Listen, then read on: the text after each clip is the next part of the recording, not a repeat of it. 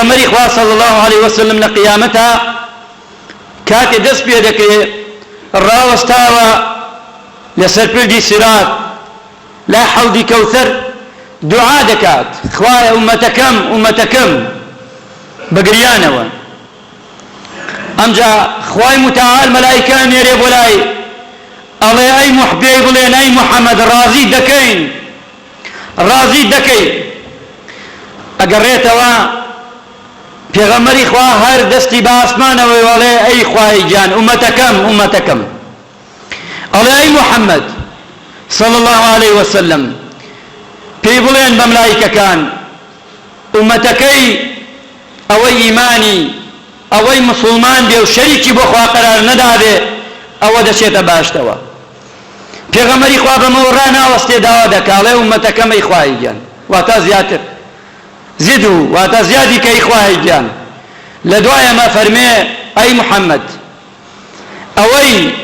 ئیمانی لە دڵایە ئەوە ئەچێتە باشتەوە پێغەمبەری خوا فەرمێ خوای گیان داوا دەکەم زیادیکەی پێغەمبەری خوا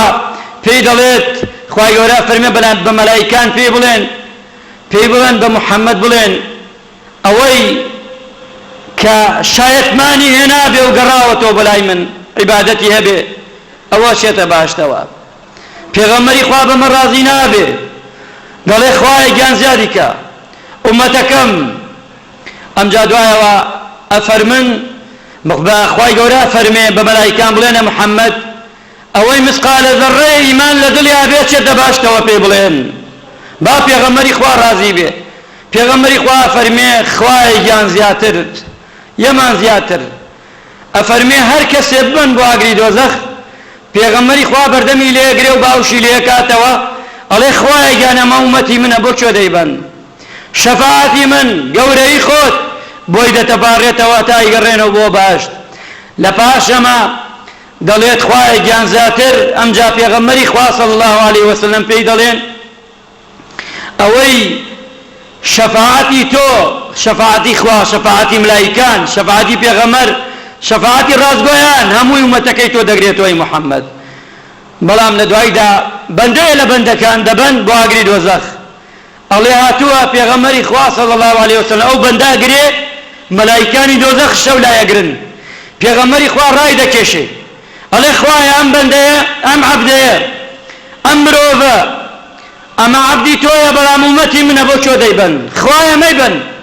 بەیبەن بۆ باش خوایە گیان داوات لێ دەکەم ئیلا ئەوە نەبێ ئەڵێ ئەمە کەسێکە لە دوای تۆ لەسەر دینەکەی تۆ نەبووە ئەو کاتە ئەڵێ مەدام لەسەر دینەکەی من نەبووە ئەوە پێغەمبەری خوا وازی لێ دێنێ ئازیزانە خۆشەویستان پێغەمبەری خوا زۆر ئەتوانین بڵێین وەڵڵاهی لە باوک و دایک وەڵڵاهی ئەوەی عەزیزە لە دنیادا ڕبعێ پێغەمبەر عەزیز نەبوو بۆ من و تۆ